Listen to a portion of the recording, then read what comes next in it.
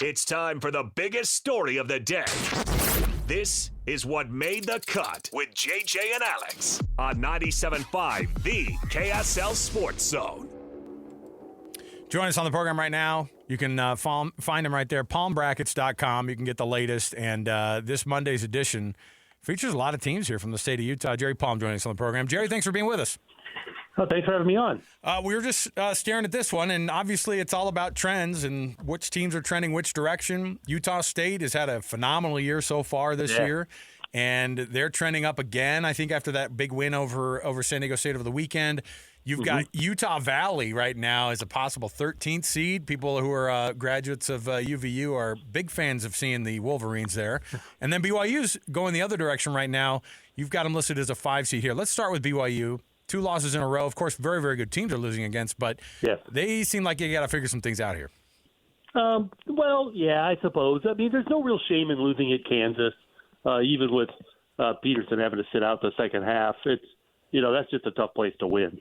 So I don't know that I'd be overly concerned if I'm a BYU fan. Obviously, you want to win all of them, and it's not a realistic expectation. It's been a long time since anybody did that. But, their schedule is they're going to have Houston coming in. They're going to have Iowa State coming in. They got to go to Arizona. So, there's some tough games left on the schedule. The only thing for me that I think is holding them back a little bit is their best win is Clemson. Yeah. And, so they've had some chances. Only Arizona at home and almost got that one. All the others have been away from home, but they're going to get Houston at home, Iowa State at home, Texas Tech at home, UCF at home. So they're going to get a chance to pick up some quality wins in the league on their home floor. And it really is going to behoove them if they want to get a really good seed in this tournament and some, juice from the committee to take care of the business on your home court. Well, the opportunities are clearly there for BYU, and if they're able to take advantage of that, if they can start getting more contributions from guys outside of their big three, and they get hot and get a win against a Houston, maybe they upset Arizona on the road, how high can they climb? What do you see as their ceiling when it comes to seeding based on what's left of the schedule and what they've done with their resume? Well, they've got 4 losses now. If they won out the rest of the way, picking up a lot of good wins on the way, they could be a 1. That's probably not realistic. Right. I mean, they're a good team, and they've got some great players. So, if they get that kind of hot, they're going to probably deserve a 1 if they get that kind of hot. But I think more realistically, a 2 or a 3 kind of a seed, with a strong finish down the stretch here is certainly a possibility. As you watch these teams kind of play out, and you see these, the Big 12 is one of those conferences that, can kind of eat its own a little bit. When you're watching these games, and we got to see Arizona come into Provo and get a win there down at the Marriott Center, they just feel like the best team in basketball right now. Is that about where you kind of picture them being? And who are some other teams that you look at and you go, no, they deserve a little bit more respect than they might be getting? Well, I mean, certainly Arizona has done it. They're undefeated still, against a great schedule, and with more great games coming up. So, there's no real case for anyone else as the best team right now. But there are a lot of other, obviously, great teams. You've got Duke, Michigan, Iowa State's having a great year. Illinois is coming on strong. Gonzaga's always there. I wouldn't rule out Purdue, even though they had a little slump. This is just a season where did I say Michigan? Michigan. Yes. And Michigan State. It's the top of the Big 12 is loaded. There's not a lot of depth beyond that, but I've been putting 5 or 6 teams from the Big 12 in the top 4 seeds of the bracket, just about every bracket I do, and then 5 from the Big 10 as well. There isn't much room for anyone else. But I'm only putting about 7 or maybe 8 Big 12 teams total. So it's top heavy.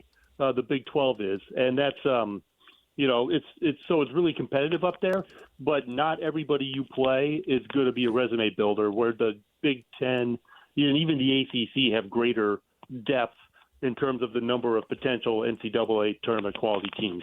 That leads me into my next question. How do you rank the top conferences? Because we're watching this Big 12 gauntlet, and BYU's going through it right now. It's just unbelievable at the top. Does the top make up for a little bit of lack of depth, or where do you place the Big 12 in those rankings? Second, the Big Ten, because the Big Ten is also very competitive at the top, right? But has greater depth than the Big 12. But those, for me, they're 1 and 2.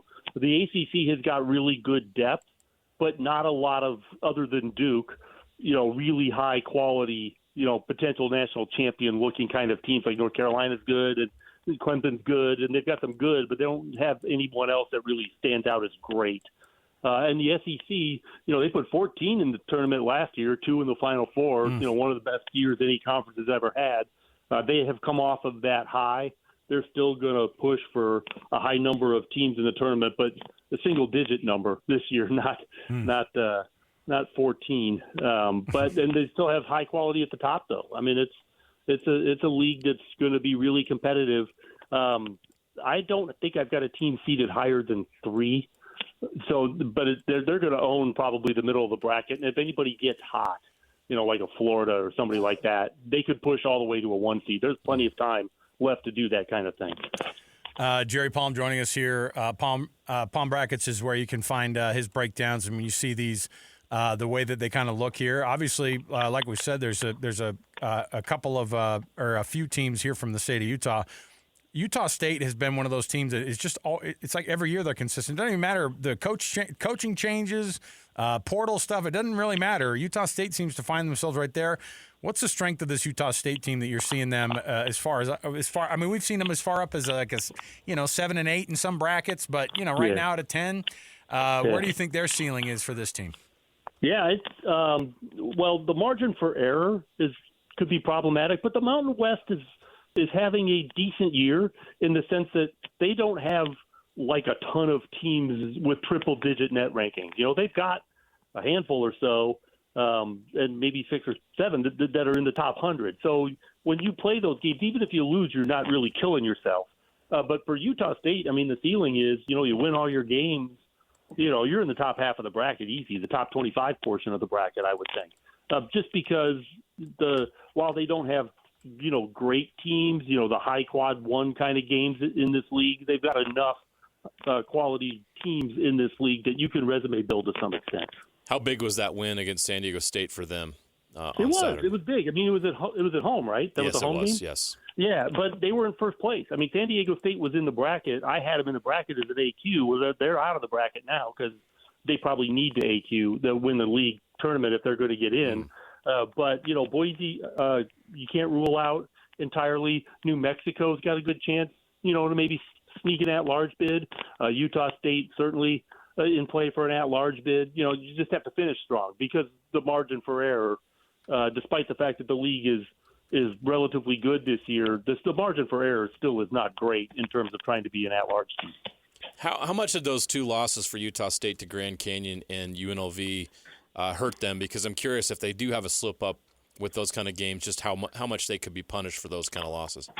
Well, Grand Canyon, that was a road game. That's considered a quad 1 game. Yeah. And so, for now. That doesn't hurt. That one's not so bad. UNLV at home is a bad one because that's not a good team this year. That's on your home floor. That's hard to excuse that, So that's you can't have any more like that. Gotcha. Everybody has a bad day. So, just write that one off, go out and do well the rest of the way. And, that'll be the kind of thing where the committee will look at that and you'll probably end up a seed line down from where they might have put you otherwise. But it's, if that's the only real wart on your resume, they're not talking about leaving you out. Let me ask you what your thoughts are on, as you watch this thing play out and you dig into all these teams. We follow college football very, very, very closely, and the transfer portal is different between these two sports, obviously, because college basketball has these one and dones that are very unique to that sport. And right. When you see how this thing is played out, has the transfer portal affected college basketball as much as it has college football? Yeah, I think it's different. But yes, I think it's had a big impact because in college basketball, you can just add a guy and have one guy impact your team tremendously because they fill a void. And you're only playing 5 at a time. Football, you've got 80 kids on the roster. like 12 realistically that could possibly play on a basketball roster. So you can have greater impact with a smaller number of transfers, and then where you've got a good team, but you need a guy. And I'm a Purdue guy, so Purdue had a hole at center. So they went out and they got the second leading rebounder in the nation from South Dakota State. He's been a great addition to Purdue. That's what one guy can do in basketball. You can't really make a big impact in football with just one or two guys. As you look at the top of the bracket, have you kind of identified based on analytics who you think there are the teams that can win a national championship, and where do you draw the line? Actually, I think a lot of teams can. Anybody that's a 1 seed, anybody that's a 2 seed, probably anybody that's a 3 seed, is good enough to win the NCAA tournament. It's just you have to play well, but you've got, for example, Purdue again, preseason number 1 for a reason. Now, they've struggled the last 2 weeks, but that's a team that has some experience. And what they don't have is that surefire NBA guy, which most champions have. But they have a preseason for sure first team All-American in Braden Smith. But the teams that win, they've got a guy. Demansa for BYU. Everybody's got a guy, one guy at least that they can ride in a 6-game tournament. And those are the teams that are more likely to win because somebody can bail them out when things are going bad. And the top dozen teams in this bracket have got somebody like that. That's what I was going to ask about some of these individual players. And, obviously BYU with A.J. Debansa is one of those that we've been able to watch closely here. But these singular names that make an impact across these teams that can carry a team, who are the guys that you look at and you go, and because it's all about, obviously this last weekend was Darren Peterson. He sits out the second half, but people felt like he won that battle, so to speak. And I'm like, he outscored Debansa. He only played half the game. It was 1 point. It was 1 point, but his team won. And that's the main thing is his team won. Duke has got Cam Boozer. It's funny because freshmen this year, it's like Braden Smith was the preseason player of the year, and then all of these really super talented freshmen are taking over college basketball, and you're going to see the Koa Pete at Arizona.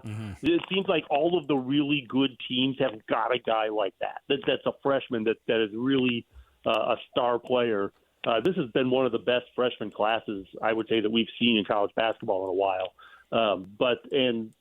All of those guys are capable of carrying a team deep into a tournament, maybe even to a championship. So, which is what I think is going to make this tournament so much fun, because I think it's going to be a little more wide open than it normally is, at least among the teams in, say, the top 16 are all going to have – you're going to look at those teams and you're going to say, yeah, I can see a path for that team all the way to Indianapolis. Jerry Palm, just palmbrackets.com. That's where you can see all these breakdowns, and nobody does it better. Jerry's out there working his tail off so that we can all make these early assumptions of what the bracket's going to look like. But it can't come early enough for us. We do it as soon as the season's over. And well, if you're into that kind of thing, I have a tool on my site now at the top of the homepage. It's a team comparison tool. You can compare side by side two teams' resumes. Oh, nice. I'm at it right now. If you're into that kind of thing. Oh, I love it. Oh, my goodness. I'll go down this rabbit hole. Let's nerd away. This is awesome, Jerry. Jerry, we appreciate you joining us here, and we'll dip in as soon as when the season starts to kind of come more into focus here and we get closer to that tournament. Thanks again for being on with us, man. Sure. Anytime. Thanks. There you go. Jerry Palm.